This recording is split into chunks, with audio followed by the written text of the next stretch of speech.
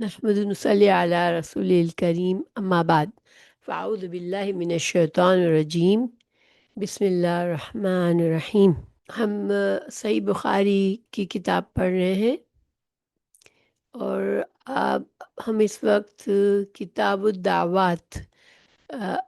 80 کتاب نمبر 80 ہے، کتاب الدعوات میں پہنچے ہوئے،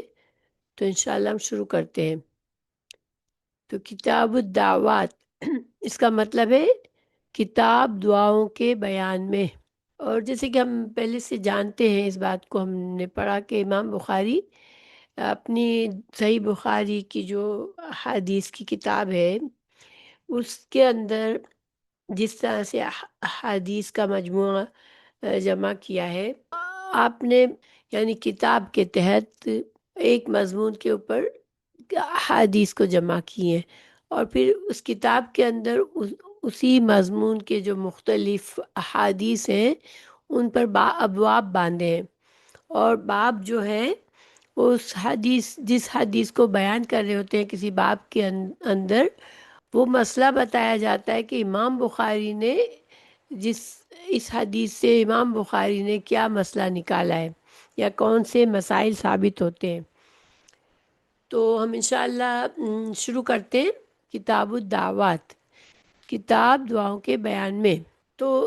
شروع میں چونکہ ابھی کتاب شروع ہو رہی ہے تو اس کتاب میں جو اصل مقصد ہے دعاؤں کے بارے میں، تو دعاؤں کے بارے میں امام بخاری نے کچھ اپنے خیالات یا اپنا علم بتایا ہے کہ دعا کیا ہوتی ہے۔ تو دیکھیں دعا جو ہے اس کے کیا معنی کیے جاتے ہیں۔ دعوات، تو دعوات جو ہے یہ دعوتن کی جمع ہے، اور دعوتن کے کیا کیا معنی کیے جا سکتے ہیں۔ ایک اس کا معنی یہ ہے کہ سوال کرنا یا طلب کرنا، کسی سے کسی چیز کو مانگنا، تو یہ ایک معنی ہے کہ دعا کرنا، دعا جو ہے طلب کے معنی میں ہے۔ اچھا، پھر اس کے علاوہ مدد مانگنا، اس کے علاوہ رفعت قدرت پر بھی اس کا اطلاق ہوتا ہے، جیسے قرآن میں ہے لیس لہ دعوت فی الدنیا ولا فی الآخرہ، سورہ غافر میں، یعنی دنیا اور آخرت میں رفعت قدر نہ ہونا۔ رفعت مطلب ہوتا ہے بلندی، اور قدر انسان طاقت اور قوت۔ اس کے علاوہ عبادت کے لیے بھی دعا کا استعمال ہو سکتا ہے، جیسے کہ قرآن میں ہے ان الذین یستکبرون عن عبادتی، یعنی کہ یہ آیت کا دوسرا ٹکڑا ہے کہ جو لوگ دعا نہیں مانگتے وہ اللہ کی عبادت سے تکبر کرتے ہیں۔ تو گویا یہاں پر اس آیت میں دعا جو ہے وہ عبادت کے معنی میں ہے، اور اس کو ہم ایسے سمجھ سکتے ہیں کہ عبادت، تو دعا کو عبادت جب ہم سمجھتے ہیں تو جب انسان ایک معبود کے آگے یعنی اللہ سبحانہ تعالیٰ کے سامنے اپنے آپ کو کمتر اور حقیر سمجھتے ہوئے اور اس یقین کے ساتھ کہ وہی میرا خالق مالک ہے اور وہی میری تمام ضروریات کو پورا کرنے والا ہے، تو اس لحاظ سے جب اس عقیدے سے انسان اللہ سبحانہ تعالیٰ سے امید رکھتا ہے تو یہ اس عقیدے میں انسان اللہ کو خالص کرتا ہے، تو یہ اللہ کی عبادت کرتا ہے۔ اچھا، دعا کا ایک معنی ہے ندا، کسی کو پکارنا، جسے کہا گیا لا تجعلوا دعاء الرسول بینکم کدعاء بعضکم بعضا، کہ تم رسول اللہ صلی اللہ علیہ وسلم کا ندا دینا، پکارنا ایسا نہ سمجھو جیسے تم ایک دوسرے کو آپس میں پکارتے ہو۔ اور قرآن میں دعا کا لفظ عبادت پر اس کی مثال ہے تدعو من دون اللہ ما لا ينفعک ولا یضرک، تو یہاں پر دعا کا لفظ ہے کہ مشرکین اللہ سبحانہ تعالیٰ کے علاوہ ان کو پکارتے ہیں، ان ہستیوں کو پکارتے ہیں جو ان کو کوئی فائدہ نہیں دے سکتے، نہ وہ ان کے کسی طرح سے ان کا نقصان کر سکتے ہیں۔ سورہ یونس آیت نمبر 2، یعنی کہ وہ جب وہ دعا کرتے، وہ پکارتے ہیں، کا مطلب ہے کہ وہ ان ہستیوں کی عبادت کرتے ہیں جو کہ ان کو کوئی فائدہ نہیں دے سکتی، اللہ کے سوا جو جن کو شریک بناتے ہیں اور ان سے مانگتے ہیں تو وہ ان کو کوئی فائدہ نہیں دے سکتی۔ اور مدد کے لیے کسی کو دعا مانگنا، اور وَادْعُوا شُهَدَاءَکُمْ، سورہ بقرہ میں یہ مثال ہے کہ اپنے گواہوں کو بلاؤ، ادعونی استجب لکم، سورہ غافر میں فرمایا تم مجھے پکارو، تم مجھ سے دعا کرو، میں جواب دیتا ہوں۔ یوم یدعوکم، سورہ اسراء 52 میں یہ ندا دینا، آواز دینا، کسی کو پکارنا کے معنی میں ہے۔ اور دعا ثنا، تعریف، اللہ سبحانہ تعالیٰ کی تعریف کے معنی میں ہے۔ سورہ اسراء آیت نمبر 11 میں قُلِ ادعوا اللہ او ادعوا الرحمن، کہ اللہ کو چاہے اللہ کے نام سے پکارو یا الرحمن کہہ کر پکارو۔ رسول اللہ صلی اللہ علیہ وسلم سے یہ حدیث بھی ہے کہ دعا عبادت ہے۔ پھر آپ صلی اللہ علیہ وسلم نے یہی آیت کی تلاوت فرمائی، ان الذین یستکبرون عن عبادتی۔ ایک اور حدیث ہے رسول اللہ صلی اللہ علیہ وسلم کے سے، الدعاء مخ العبادہ، یعنی دعا عبادت کا مغز ہے۔ ایک اور حدیث بھی ہے کہ من لم یسأل اللہ یغضب علیہ، یعنی جو اللہ سے مانگتا نہیں وہ اللہ سبحانہ تعالیٰ اس پہ ناراض ہوتا ہے۔ تو اس حدیث کو کچھ لوگوں نے ضعیف بھی کہا ہے اور کچھ نے اس کو صحیح کہا ہے۔ اس کے علاوہ ایک اور صحیح حدیث ہے، ابن مسعود کی مرفوع حدیث ہے، صلو اللہ من فضلہ فإن اللہ یحب ان یسأل، یعنی اللہ سے اس کے فضل کا سوال کیا کرو کہ اللہ کو پسند ہے کہ اس سے مانگا جائے۔ اسے ترمذی نے نقل کیا ہے۔ اور اس کے علاوہ ایک اور مرفوع حدیث ہے کہ اس میں ہے کہ ان الدعاء ينفع مما نزل ومما لم ينزل فعلیکم عباد اللہ بالدعاء، یعنی دعا نازل ہو چکی مصیبتوں اور جو ابھی نازل نہیں ہوئی دونوں میں نافع ہے، تو اے اللہ کے بندو دعاؤں کو لازم پکڑو۔ اچھا، اس حدیث کی سند میں کچھ کمزوری ہے، لیکن حضرت عائشہ رضی اللہ عنہ نے سے ایک اور حدیث ہے، ان اللہ یحب المسلمین فی الدعاء۔ تو خلاصہ یہ ہے کہ دعا، اللہ سبحانہ تعالیٰ سے کثرت سے دعائیں مانگنا اور ہمیشگی سے مانگنا، اور اللہ سے اس امید سے مانگنا کہ اللہ سبحانہ تعالیٰ دعاؤں کو سنتا ہے۔ اس کے بارے میں کئی ہمیں دلائل ملتے ہیں کہ یہ بات جو ہے وہ کئی دلائل سے ثابت ہے۔ اچھا، لیکن دیکھیں ابن حجر کی قول ہے اس کے بارے میں، اس آیت کے ٹکڑے کے بارے میں، فَادْعُوهُ مُخْلِصِينَ لَهُ الدِّينَ، یعنی کہ انسان کی دعائیں قبول ہونے کی جو شرط ہے وہ کیا ہے کہ انسان اخلاص کے ساتھ دعا کرے۔ اور اخلاص میں یہ ساری چیزیں آ جاتی ہے کہ انسان یقین رکھے کہ اللہ سبحانہ تعالیٰ دعاؤں کو سنتا ہے، پھر صبر کرے، اگر دعا فوراً قبول نہیں ہو رہی ہے تو انسان ہم ابھی اس کے بارے میں پڑھتے ہیں کہ دعا جو ہے اس کے قبولیت کے کچھ طریقے ہوتے ہیں، کچھ درجات ہوتے ہیں۔ تو انسان جب دعا مانگے تو اللہ سے امید لگا کے، اللہ پر بھروسہ کر کے اخلاص کے ساتھ دعا کرے۔ تو گویا کہ خلاصہ یہ کہ ہر دعا مانگنے والے کی دعا قبول ہوتی ہے، مگر دعا کی قبولیت کے مختلف شکلیں ہیں۔ کبھی فوراً سے جو چیز مانگی جاتی ہے اللہ سبحانہ تعالیٰ وہ دعا قبول کر کے وہی دے دیتے ہیں، یا کبھی اللہ سبحانہ تعالیٰ چونکہ اللہ حکیم اور عالیم ہے تو بندوں کو کبھی اپنی حکمت سے اور اپنے علم سے وہ چیز تو نہیں دیتا جو اس نے مانگی، اور اس طریقے سے نہیں دیتا جو وہ چاہتا ہے، لیکن اللہ سبحانہ تعالیٰ اس کی دعا کے بدلے اسے کچھ اور دے دیتا ہے اور خیر دے دیتا ہے۔ تو ترمذی اور حاکم کی حضرت عبادہ بن صامت سے صحت کے ساتھ تخریج کردہ مرفوع حدیث، یعنی کہ صحیح حدیث ہے، آپ صلی اللہ علیہ وسلم تک اس کا صحیح حوالہ ہے کہ روئے زمین پر کوئی مسلم ایسا نہیں جو دعا کرے مگر اللہ تعالیٰ یا تو اسے وہی کچھ عطا کر دیتا ہے، جو اس نے مانگا، یا اگر وہی کچھ نہیں دیتا تو جو اس نے طلب کیا ہے تو اس کے مثل اس سے شر پھیر دیتا ہے۔ یعنی کیا مطلب ہوا کہ دعا کے بدلے اسے وہی چیز نہیں ملی، لیکن اسی کے برابر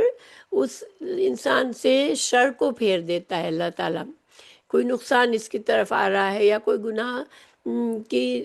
کوئی گناہوں سے اللہ اسے بچا لیتا ہے، یا کسی طرح کے بھی نقصان سے اسے بچا دیتا ہے۔ پھر احمد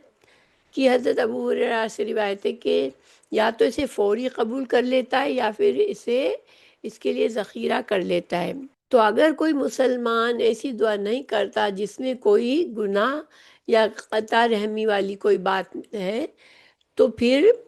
اللہ تعالیٰ اس کی دعا کے نتیجے میں سے 3 میں سے ایک چیز عطا کرتا ہے۔ یعنی انسان کی دعا ایسی نہ ہو کہ جو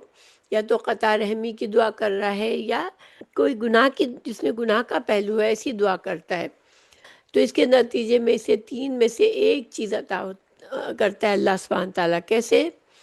یا تو فوراً اس کی دعا قبول کر کے جو اس کی طلب ہے اسے پورا کر دیتا ہے، یا پھر آخرت میں اس کا ذخیرہ کر لیتا ہے۔ یعنی کہ اس کی دعا دنیا میں قبول نہیں ہوئی،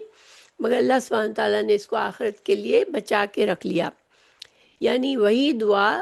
یعنی وہاں اس دعا کی عوض کوئی ثواب عطا ہوگا، تو آخرت میں اس کی اس دعا کے عوض اس کو کوئی ثواب عطا کر دیا جائے گا، یا پھر کسی شر کو اس سے پھیر دیتا ہے۔ اچھا، ایک اور حدیث سے ہمیں پتہ چلتا ہے کہ انسان کی دعائیں قبول ہونے کے لیے ایک ضروری چیز یہ ہے کہ اس کا وہ حلال کھانے والا ہو، وہ حلال کمائی کے استعمال کرنے والا ہو، یعنی حلال کمائی، حلال کھانا، حلال لباس ہو، یعنی لباس کو جس حلال طریقے سے اس نے کمایا ہو، کیونکہ اس کے عدم کا ذکر کرتے ہوئے آپ صلی اللہ علیہ وسلم نے فرمایا تو پھر کیوں کر اس کی دعائیں قبول ہوگی۔ یعنی کہ ایک ایسے شخص کے بارے میں آپ صلی اللہ علیہ وسلم نے فرمایا جس کا کھانا بھی حرام اور جس کا لباس بھی حرام، تو پھر اس کی دعا کہاں سے قبول ہوگی۔ تو اس سے ہمیں یہ سیکھنے کو ملتا ہے کہ انسان جب حلال کا اہتمام کرتا ہے، اخلاص سے دعا کرتا ہے، اللہ سے پر بھروسہ کرتا ہے امید کے ساتھ کہ میری دعائیں ضرور قبول ہوتی ہے، اور پھر صبر کرتا ہے کہ جلدی نہیں مچاتا اس دعا کے قبولیت کی، تو اس کی دعائیں قبول کبھی ضائع نہیں ہوتی۔ تو یعنی دعائیں قبول کی جاتی ہے، جبکہ بندہ یہ نہ کہے کہ میں نے دعائیں کی مگر قبول نہ ہوئی۔ کبھی بعض اوقات اللہ تعالیٰ کی حکمت کی وجہ سے دعا کی قبولیت میں دیر لگ رہی ہے، تو بندہ کبھی نا امید نہ ہو کہ اور یہ کہہ دے کہ میری تو دعائیں ہی قبول نہیں ہوتی۔ ایسا انسان لفظ کبھی نہ کہے اپنے دل سے، اپنی زبان سے۔ تو ہم نمبر کے لحاظ سے ہم ان نکات کو ایک طرح دیکھ لیتے ہیں، ایک طرح سے کہ دعا کے لیے کیا کیا چیزیں ضروری ہے۔ نمبر 1، دعا کرتے وقت یہ سوچ لینا ضروری ہے کہ اس کا کھانا پینا، اس کا لباس حلال مال سے ہے یا حرام سے۔ اگر رزق حلال اور صدقال اور لباس طیب مہیا نہیں ہے تو دعا سے پہلے ان کو مہیا کرنے کی کوشش ضروری ہے۔ یعنی اگر انسان کو ایسا لگتا ہے کہ وہ حلال حرام کی اس نے رزق کمانے میں خیال نہیں کیا ہے، باتوں میں جھوٹا ہے، اور لباس بھی حرام کمائی کا ہے، تو پھر اسے پہلے اپنی اصلاح کرنی چاہیے۔ پھر قبولیت دعا کے لیے یہ شرط بڑی اہم ہے کہ دعا کرتے وقت اللہ برحق پر یقین کامل ہو، اور ساتھ ہی دل میں یہ عزم بالجزم ہو کہ جو دعا کر رہا ہے وہ ضرور قبول ہوگی، رد نہیں کی جائے گی۔ یہ نمبر 2 پوائنٹ ہے۔ نمبر 3، قبولیت دعا کے لیے دعا کے مضمون پر توجہ دینی بھی ضروری ہے۔ اگر آپ قطع رحمی کے لیے، ظلم یا زیادتی کے لیے، یا قانون قدرت کے برعکس کوئی مطالبہ اللہ کے سامنے رکھ رہے ہیں تو ہرگز یہ گمان نہ کرے کہ اس قسم کی دعائیں بھی آپ کی قبول ہوں گی۔ نمبر 4 پوائنٹ، دعا کرنے کے بعد فوراً ہی اس کی قبولیت آپ پر ظاہر ہو جائے، ایسا تصور بھی صحیح نہیں ہے۔ بہت سی دعائیں فوراً اثر دکھاتی ہیں، اور بہت سی کافی دیر کے بعد اثر پذیر ہوتی ہیں، اور بہت سی دعائیں بظاہر قبول نہیں ہوتی مگر ان کی برکات سے ہم کسی آنے والی بڑی آفت سے بچ جاتے ہیں، اور بہت سی دعائیں صرف آخرت کے لیے ذخیرہ بن کر رہ جاتی ہیں۔ بہرحال دعا کسی بھی حال میں بیکار نہیں جاتی۔ انسان نے اگر دعاؤں کا اپنے جو دعاؤں کے لیے شرائط ہے، جو باتیں ہمیں سکھائی گئی، اگر انسان اس کے ساتھ دعا کرتا ہے پورے اخلاص سے، تو پھر دعائیں کبھی بھی ضائع نہیں ہوتی۔ حضرت صلی اللہ علیہ وسلم نے آداب دعا میں بتلایا کہ اللہ کے سامنے ہاتھوں کو ہتھیلیوں کی طرف سے پھیلا کر صدق دل سے سائل بن کر دعا مانگو۔ فرمایا تمہارا رب کریم بہت ہی حیادار ہے، اس کو شرم آتی ہے کہ اپنے مخلص بندے کے ہاتھوں کو خالی ہاتھ واپس کر دے۔ یعنی ہتھیلیوں کو پھیلا کر انسان اپنی دونوں ہتھیلیوں کو کھول کر پھیلا کر دعا کرے، پھر پیٹھ پیچھے اپنے بھائی مسلمان کے لیے دعا کرنا قبولیت کے لحاظ سے فوری اثر رکھتا ہے۔ مزید یہ کہ فرشتے ساتھ میں آمین کہتے ہیں اور دعا کرنے والے کو دعا دیتے ہیں کہ اللہ تم کو بھی جو چیز عطا کرے وہ چیز عطا کرے جو تم اپنے غائب بھائی کے لیے مانگ رہے ہو۔ کسی دوسرے مسلمان کے لیے دعا مانگنا گویا ہمیں خود اس سے وہ فائدہ حاصل ہوتا ہے۔ نمبر 7، حضرت صلی اللہ علیہ وسلم نے فرمایا کہ 5 قسم کے آدمیوں کی دعا ضرور قبول ہوتی ہے: مظلوم کی دعا، حاجی کی دعا جب تک وہ واپس ہو، مجاہد کی دعا یہاں تک کہ وہ اپنے مقصد کو پہنچے، مریض کی دعا یہاں تک کہ وہ تندرست ہو، پیٹھ پیچھے اپنے بھائی کے لیے دعائے خیر جو قبولیت میں فوری اثر رکھتی ہے۔ نمبر 8، ایک دوسری روایت کے بنا پر 3 دعائیں ضرور قبول ہوتی ہے: والدین کا اپنی اولاد کے حق میں دعا کرنا، مظلوم کی بعض روایت کی بنا پر روزہ دار کی دعا، اور امام عادل کی دعا بھی فوری اثر دکھلاتی ہے۔ والدین کا اپنی اولاد کے حق میں دعا کرنا، مظلوم کی دعا اور روزہ دار کی دعا اور امام عادل کی دعا بھی فوری اثر دکھلاتی ہے۔ یعنی جو امام ہے اگر وہ عدل کرنے والا ہے تو اس کی دعا بھی قبول ہوتی ہے فوراً۔ پھر مظلوم کی دعا کے لیے آسمانوں کے دروازے کھل جاتے ہیں، سے آواز آتی ہے کہ مجھ کو قسم ہے اپنے جلال کی اور عزت کی کہ میں ضرور تیری مدد کروں گا اگرچہ اس میں کچھ وقت لگے۔ یعنی مظلوم کی دعا ضائع نہیں ہوتی۔ ہاں بعض اوقات ہمیں بظاہر ایسا لگتا ہے کہ مظلوم ایک ہمیں نظر آ رہا ہے مگر اس کے اوپر سے ظلم ختم نہیں ہو رہا، تو اللہ سبحانہ تعالیٰ کی حکمت ہے، اللہ تعالیٰ کے ہاں وقت مقرر ہے چیزوں کا، لیکن اس کی دعا ضرور قبول ہوتی ہے۔ پھر نمبر 9، کشادگی، بے فکری، فارغ البالی کے اوقات میں دعاؤں میں مشغول رہنا کمال ہے۔ یعنی انسان خوشحال بھی ہے، اس کو کوئی پریشانی بھی نہیں ہے اور ہر طرح سے خیر میں ہے، لیکن اس وقت بھی انسان دعاؤں کی کثرت کرتا ہے، تو یہ دعائیں یہ کمال کا درجہ ہے۔ کیونکہ انسان جب مصائب میں گر جاتا ہے، بیمار ہوتا ہے، تکلیف میں ہوتا ہے، تو اس وقت تو سبھی دعا کرتے ہیں، ٹھیک ہے، لیکن جس کو اللہ اس وقت یاد دیتا ہے، جو اللہ کی طرف اس وقت پلٹتا ہے اور دعائیں کرتا ہے جب اس کو ہر طرح سے خیر اور عافیت اور کشادگی ہے، تو وہ درجہ دعا کا کمال کا درجہ ہے۔ پھر اولاد کے حق میں بد دعا کرنے کی ممانعت ہے، اسی طرح اپنے لیے یا اپنے مال کے لیے بد دعا نہ کرنی چاہیے۔ پھر نمبر 2، دعا کرنے سے پہلے پھر اپنے دل کا جائزہ لیجئے کہ اس میں سستی، غفلت کا کوئی داغ دھبا نہ ہو۔ یعنی دعا کرنے سے پہلے انسان اپنے دل کو حاضر کر لے اور دیکھ لے کہ اس کے اندر، اس کے دل میں سستی اور غفلت تو نہیں ہے، کہ دعا وہی قبول ہوتی ہے جو دل کی گہرائی سے، سچی نیت سے اور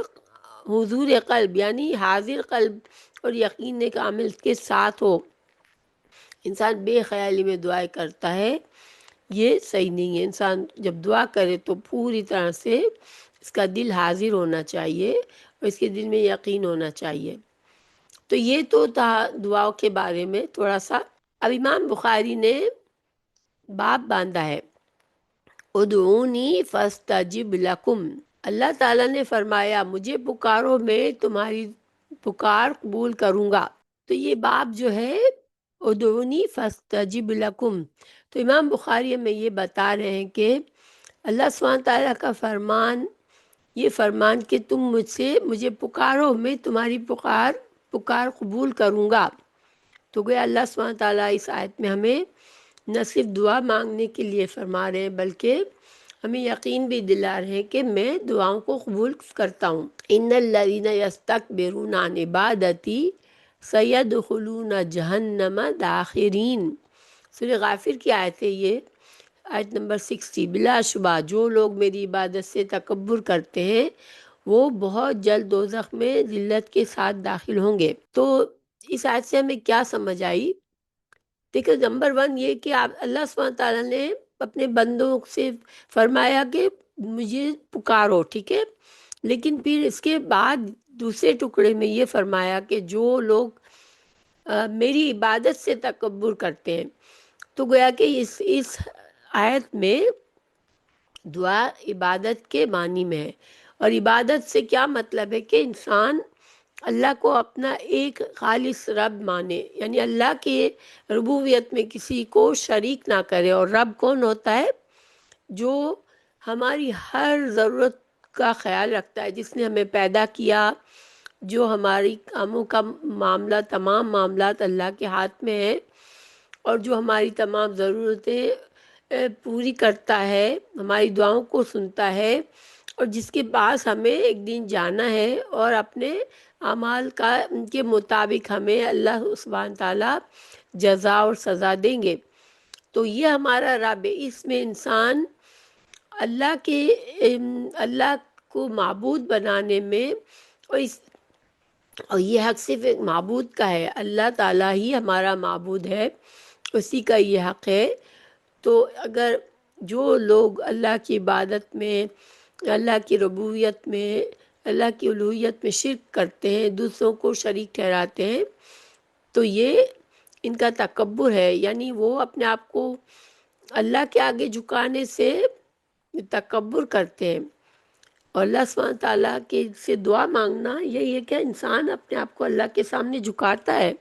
اپنے آپ کو بالکل ضرورت مند اور بالکل بے بس سمجھ کے اللہ کے آگے ہاتھ پھیلاتا ہے،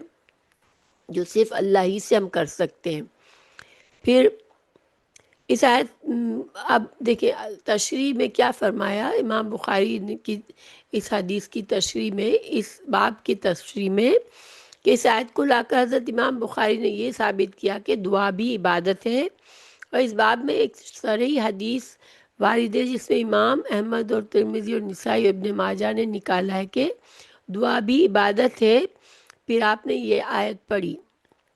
یعنی اس مفہوم کی حدیث بھی ہے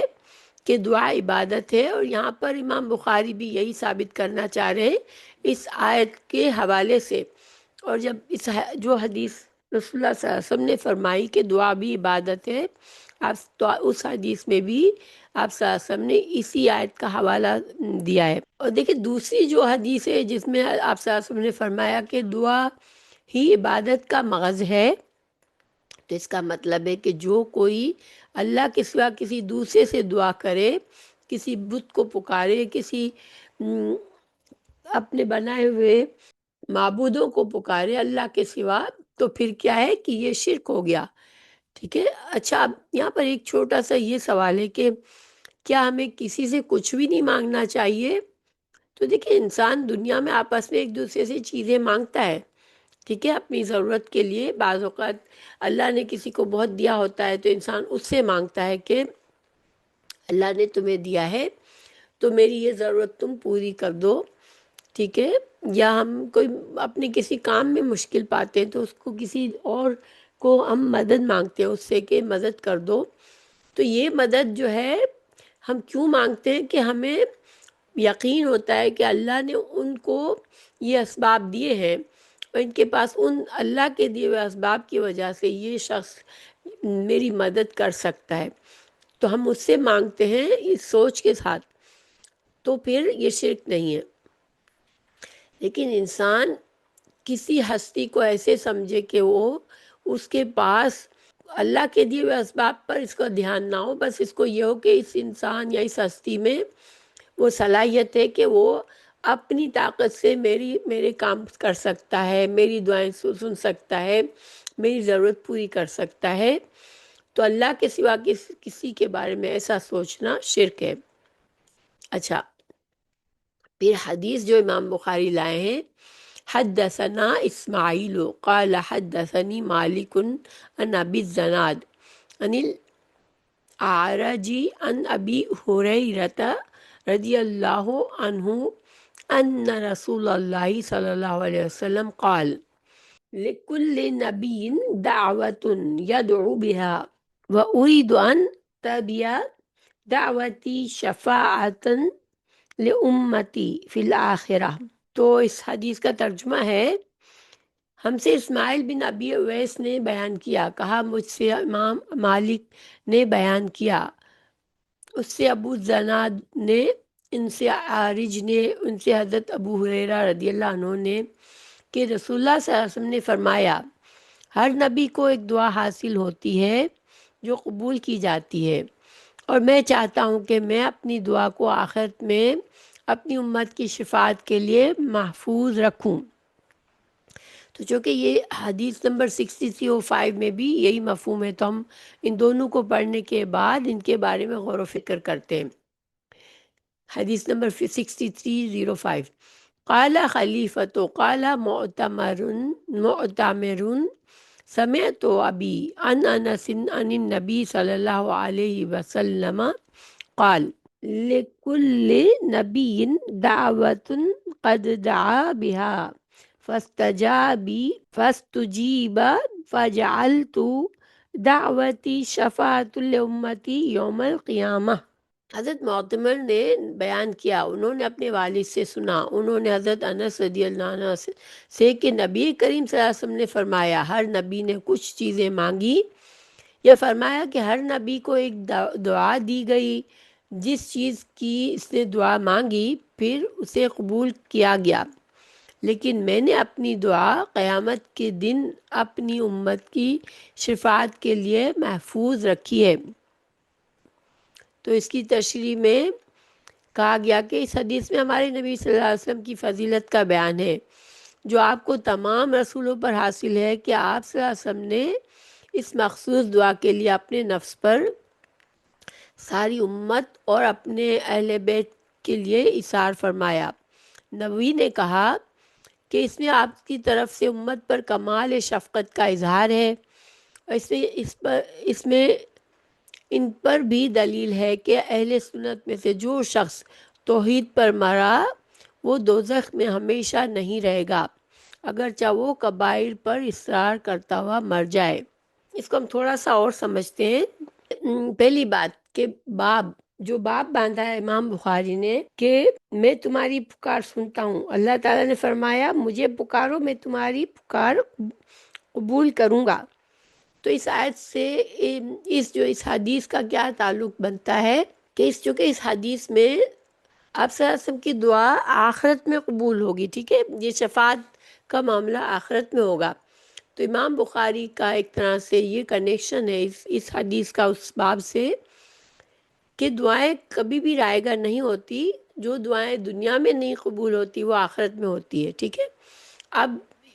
اس کے علاوہ اس حدیث میں اور فائدے ہمیں کیا نظر آتے ہیں؟ ایک اور حدیث ہے اسی مفہوم کی، جس میں یہ بات بھی ہے کہ فَهِيَ نَائِلَةٌ إِن شَاءَ اللَّهُ مَن مَاتَ مِنْ أُمَّتِي لَا يُشْرِكُ بِاللَّهِ شَيْئًا، یعنی اتنا اضافہ ہے اس دوسری حدیث میں کہ میری اس دعا سے انشاءاللہ میری امت کے ان افراد کو فیض پہنچے گا جو اس حال میں فوت ہوا کہ شرک نہ کرتا تھا، یعنی جو آپ صلی اللہ علیہ وسلم نے آخرت کے لیے اپنی دعا رکھی، تو پھر آپ صلی اللہ علیہ وسلم کو ظاہری بات ہے کہ آخرت میں شفاعت کا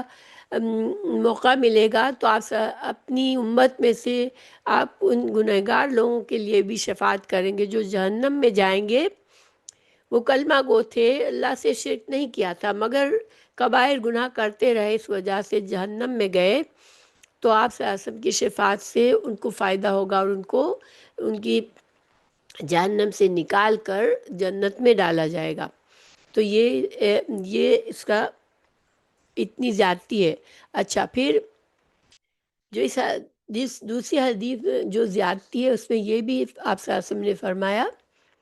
کہ انشاءاللہ، ٹھیک ہے، یعنی کہ جب آپ صلی اللہ علیہ وسلم نے یہ فرمایا کہ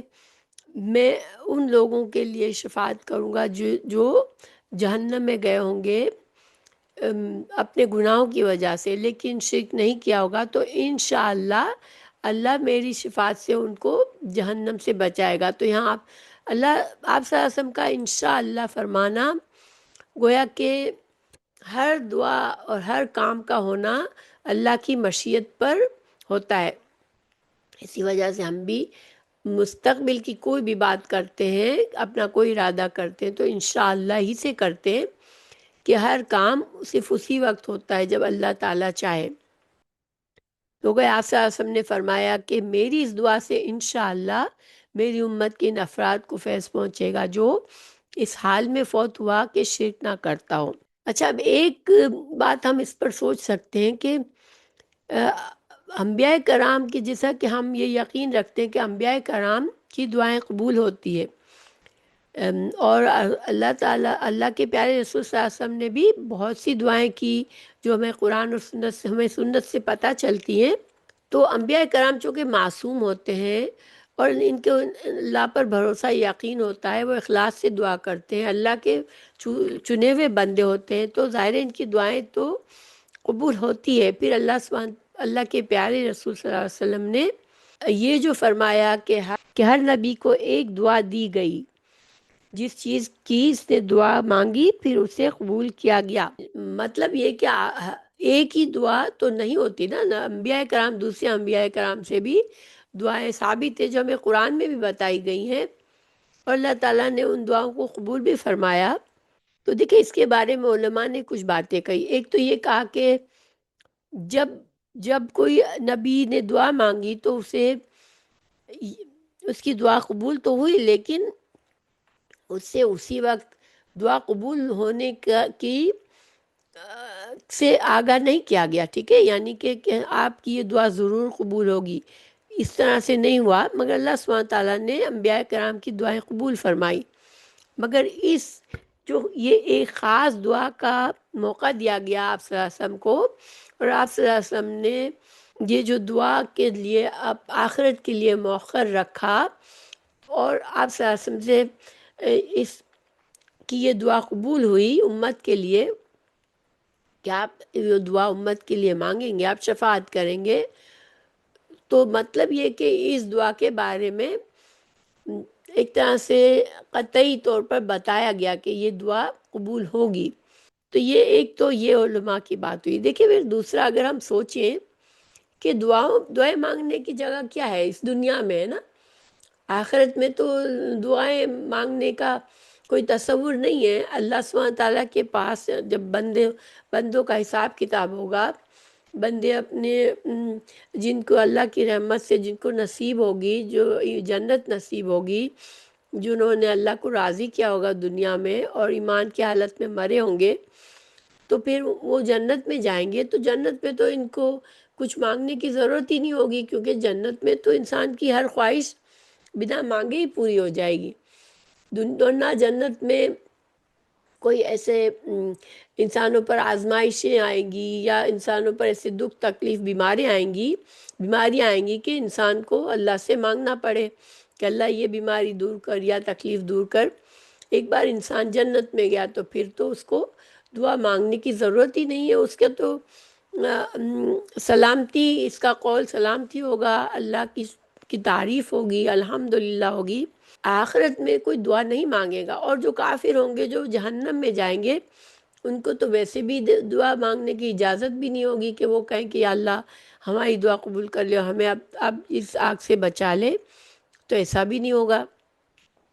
تو گویا کہ یہ واحد ایک آپ صلی اللہ علیہ وسلم کا یہ فضیلت رسول اللہ صلی اللہ علیہ وسلم کی ہے کہ وہ آخرت میں دعا مانگیں گے۔ آخرت کے لیے انہوں نے اپنی دعا دنیا میں مانگنے کے بجائے آخرت کے لیے اس کو قبول کرایا کہ آخرت میں جب رسول اللہ صلی اللہ علیہ وسلم اپنی امت کے لیے شفاعت کریں گے، اور شفاعت کیا ہے؟ مطلب کہ امت کے لیے اللہ سے خیر مانگیں گے، ان کے لیے ان کی مغفرت مانگیں گے، ان کے لیے درجات کی بلندی مانگیں گے۔ کچھ لوگوں کے لیے درجات کی بلندی مانگیں گے، کچھ کے لیے جہنم سے نجات مانگیں گے۔ تو یہ جو مانگنا ہے، یہ دعا کرنا ہے، تو آخرت میں تو کسی کو بھی یہ موقع نہیں ملے گا مانگنے کا، لیکن رسول اللہ صلی اللہ علیہ وسلم نے یہ ان کا اعجاز ہے ہوگا، آپ صلی اللہ علیہ وسلم کا یہ وعدہ قبول، یہ دعا قبول کی گئی کہ آپ کو آخرت میں کے لیے آپ دعا اپنی بچا کے رکھ سکتے ہیں، اور آپ صلی اللہ علیہ وسلم نے اپنی امت کے لیے شفاعت کی دعا کو بچا کے رکھا۔ سبحان اللہ، سبحان اللہ۔ رسول اللہ صلی اللہ علیہ وسلم کی امت سے محبت کا ہمیں اندازہ ہوتا ہے کہ دنیا میں تو خیر خواہی کی، لیکن آخرت کے لیے بھی اپنی دعا کو بچا کے رکھا کہ اپنی امت کے گنہگاروں کو بھی فائدہ پہنچا سکیں گے انشاءاللہ۔ اللہ ہمیں رسول اللہ صلی اللہ علیہ وسلم کی شفاعت نصیب کرے۔ تو اس حدیث میں سارے انبیاء کرام پر ہمارے نبی صلی اللہ علیہ وسلم، محمد صلی اللہ علیہ وسلم کی فضیلت کا بیان ہے کہ اپنے نفس سے کریمہ اور اپنے اہل بیت کو اس خاص دعا سے فائدہ پہنچانے کے بجائے آپ صلی اللہ علیہ وسلم نے اپنی امت کو ترجیح دی، اور اس دعا کو آخرت میں اپنی امت کے لیے اس کو سنبھال کے رکھا۔ تو انشاءاللہ ہم اس دعا کے ساتھ اس حدیث کو اس سبق کو پورا کرتے ہیں کہ اللہ سبحانہ تعالیٰ سب سے پہلے تو ہمیں اپنا فرما بردار بنائے، ہمیں اللہ سے ہم کسی طرح کا بھی شرک نہ کریں، ہمیں محفوظ رکھے اللہ، اور پھر دوسرا اللہ تعالیٰ ہماری جائز دعاؤں کو قبول فرمائے۔ اللہ تعالیٰ سب سے زیادہ ہمیں آخرت میں رسول اللہ صلی اللہ علیہ وسلم کی شفاعت کا حقدار بنائے، آمین۔